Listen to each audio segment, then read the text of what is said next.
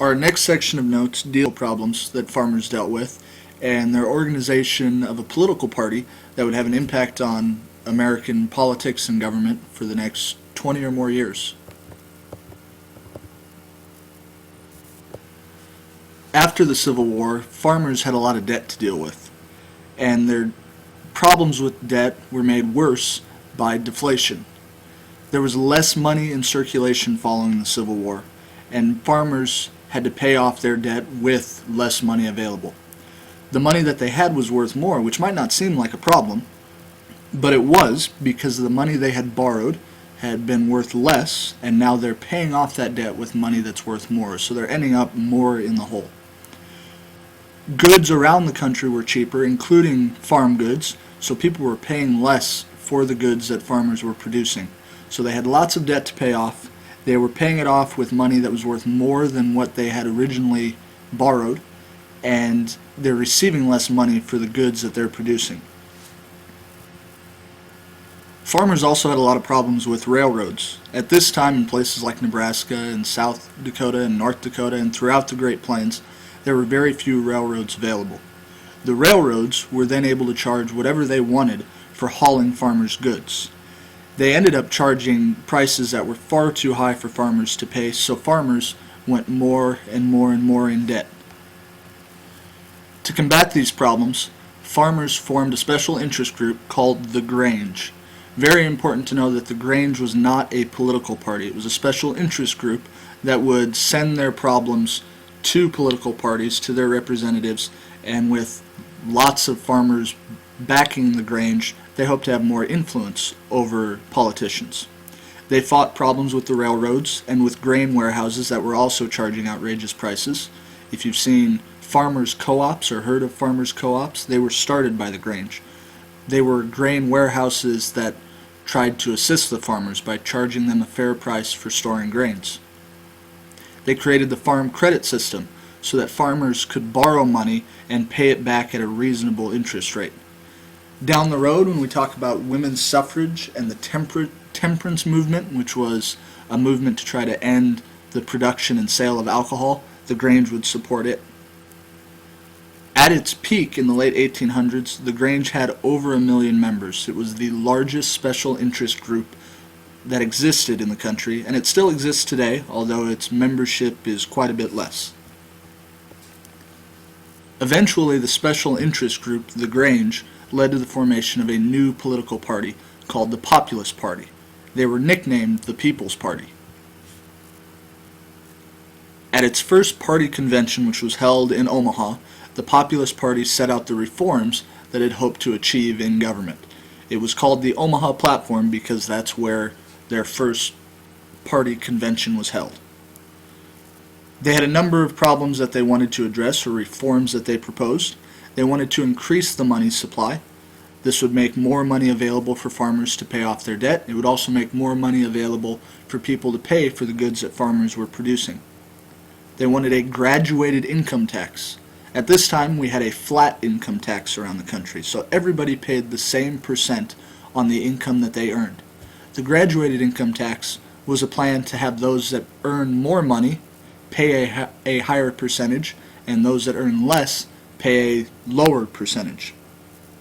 This is actually the system we have now, and it was started by this Populist Party. They wanted a federal loan program that would help provide loans to farmers and to other businesses. They wanted senators to be elected by popular vote. At this time, senators were elected by state legislators, and they wanted the senators to be elected directly by the people. They pushed for one term for the president and vice president. That, of course, did not happen.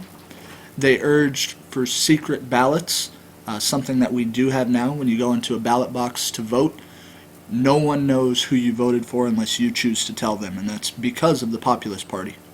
And they started to push for workers' rights, rights like a limited number of hours or days per work week, a minimum wage, and those rights will start to take effect down the road as a result of the Populist Party. The election of 1892 was the first election that the Populist Party had a real strong standing in. They had a number of local politicians running under the Populist Party, running for governors and for senators and congressmen, and their presidential candidate was a man by the name of James B. Weaver.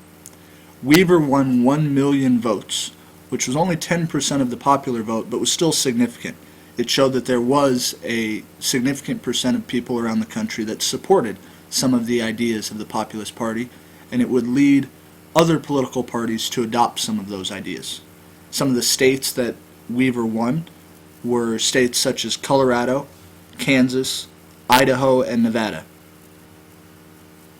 You can tell from the map of the election of 1892, with the states colored in green, the ones that were won by the Populist Party candidate Weaver, that the states that supported the populist movement were states that relied heavily on agriculture. They had lots of farmers, and they supported a lot of the reforms of the Populist Party that intended to help farmers. In 1893, the boom that had followed the Civil War throughout most of the country, especially in the North, turned the other direction and resulted in another panic. The Panic of 1893 was not our first. We talked about one earlier this year, the Panic of 1837, and there had been other smaller panics along the way. But the Panic of 1893 was the worst economic crisis our country had ever had up until this point.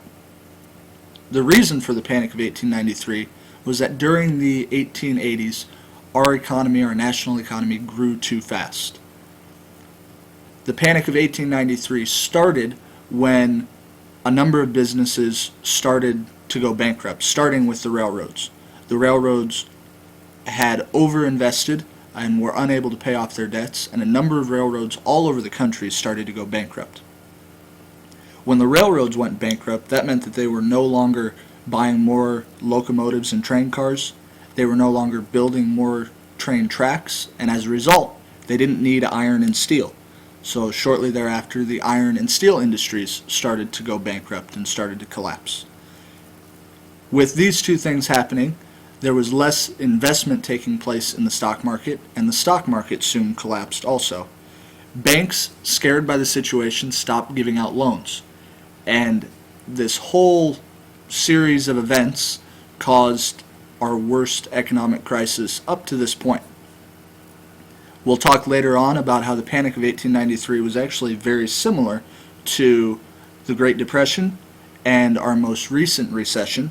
The same series of events or types of events caused all of those panics or depressions.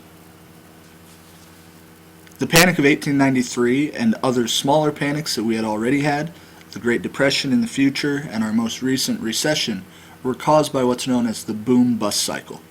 The boom-bust cycle is the cycle that our economy takes when it's not regulated and results in major booms when things go really well and people make a lot of money and the economy is very successful, but ultimately ends in a bust when things turn in the other direction. We'll talk about this more in class. You'll have a copy of this boom-bust cycle, and on our next test, you'll be required to place the different parts or the different steps of the boom-bust cycle onto a chart. One of the major issues at the end of the 1800s was over whether silver or gold, or possibly both, should be the basis for our money. At this time, you could take paper money into a bank, deposit it, and receive gold back. Our money was backed by gold. Some politicians, including William Jennings Bryan from Nebraska, supported the idea of bimetallism. That would be money that was backed by both silver and gold.